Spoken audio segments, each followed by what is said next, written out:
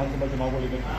मैं on record कहता हूँ कि अभी तक ना कोई बात मेरी हुई है, ना कोई ऐसी बात का पहले।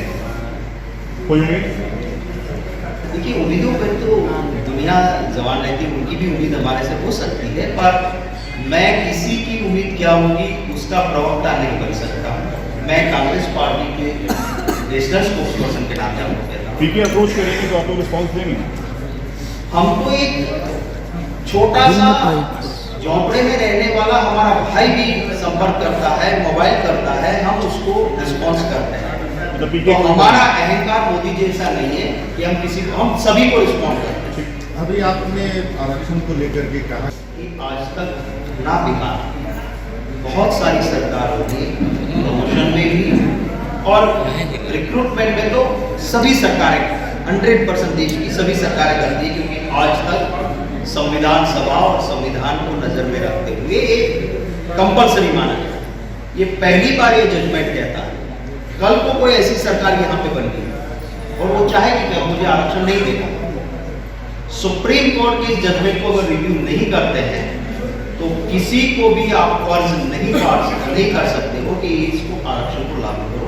आरक्षण खत्म करने की सरकारों को छूट सुप्रीम कोर्ट की इस जजमेंट से, आप paragraph 16 of the supreme court judgement आप पढ़ेंगे तो क्लियर है, और पैराग्राफ 1 उत्तराखंड भाजपा की सरकार का जो भी आर्गुमेंट्स था उसी को पैराग्राफ 16 में सुप्रीम कोर्ट ने माना।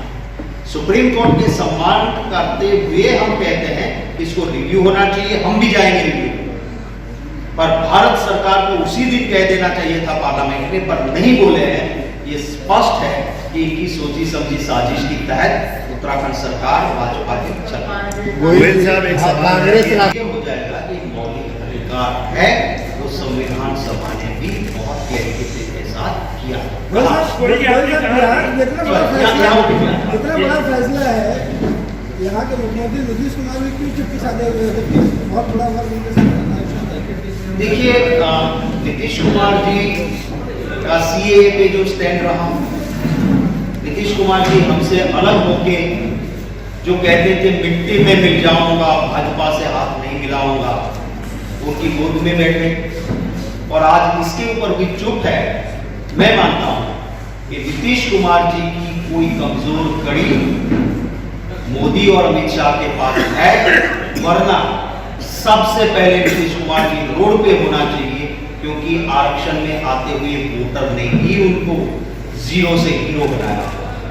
इनकी पहली फर्ज एक खबर में 2014 में एआईसीसी से मैंने सारे डॉक्यूमेंट्स के साथ एक प्रेस कॉन्फ्रेंस की, पर एक मैनेजमेंट है, आप मीडिया के कर्मी तो हिम्मत के साथ रिकॉर्ड करते हैं, पर ऑन एयर कितना जाएगा वो तो चैनल के मालिक देगा, और उसको भी कहीं ना कहीं से 2014 में इतना बड़ा इश्यू था, सोशल मीडिया पे चला, पर आपको भी शायद पता नहीं है 2014 में मैंने प्रेस कॉन्फ्रेंस की थी, इसलिए आपका सवाल।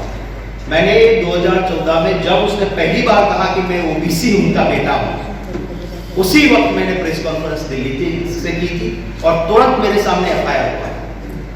3 जगह पे गुजरात में एफआईआर मेरे खिलाफ हुआ, पाटन में हुआ, अहमदाबाद में हुआ और सूरत में हुआ। मैं खुश था कि चलो अब मैं कोर्ट में सारे तथ्य रखूंगा, और इसका पता चलते ही मेरे सामने लगी हुई सारी एफआईआर को फाइनल कर दिया गया। इसमें तो जनता के बीच कांग्रेस जाएगी इस मुद्दे को लेकर? इसको लेके जाएगी, सोशल मीडिया पे भी चलेगा और जनता के बीच भी जहां जब भी मौका मिलेगा हम बताएंगे। और अगर सच्चा ओबीसी का बेटा होता तो पार्लियामेंट में खड़े होकर कह देते कि उत्तराखंड सरकार को मैं बर्खास्त करता हूं, ये मौलिक अधिकार है, यूनियन गवर्नमेंट खुद इसमें रिव्यू करेगी, सुप्रीम कोर्ट के सामने भारत सरकार जाएगी। वो थावरचंद गहलोत के पास गोल गोल नहीं बुलवाते, कांग्रेस पे आरोप नहीं लगाते, खुद खड़े होके पार्लियामेंट में बोलते। ये नहीं बोले, यही सबसे बड़ा प्रमाण है कि ये फर्जी ओबीसी है, ये ना ईबीसी के है, ना ओबीसी के है, ना एससी के है, ना एसटी के है, वो सिर्फ अपनी वोट पे है और अपर कास्ट।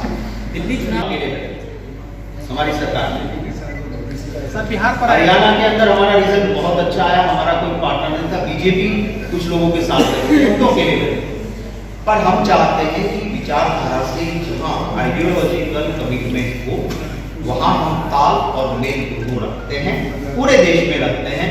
हम अहंकारी नहीं है कि जब जरूरत हो तो महबूबा मुफ्ती जी के पाँव में बैठ जाओ और प्यार करो, और जरूरत खत्म होने पे बिना तलाक बोले तलाक दे।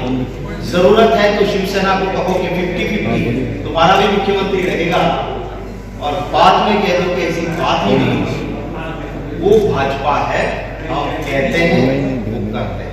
बिहार में आरजेडी को बड़ा पार्टी बना कर आइएगा।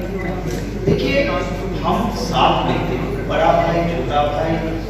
हाँ, नीतीश कुमार जी और भाजपा हम आरजेडी के साथ हमारा एक रॉयल अलायंस वर्षों से कभी कोई प्रॉब्लम नहीं आती है। हाँ, जब होता है यहाँ तो सबको चुनाव लड़ना होता है, थोड़ा बहुत इधर उधर होता है। आगे में सही चीज वहाँ का चेहरा कौन होगा? कई बार कह दी है ये बात कि नीतीश जी के नेतृत्व में राजद यहाँ चुनाव लड़ेगा। सॉरी राजद चुनाव लड़ेगा, एनडीए राजग चुनाव लड़ेगा।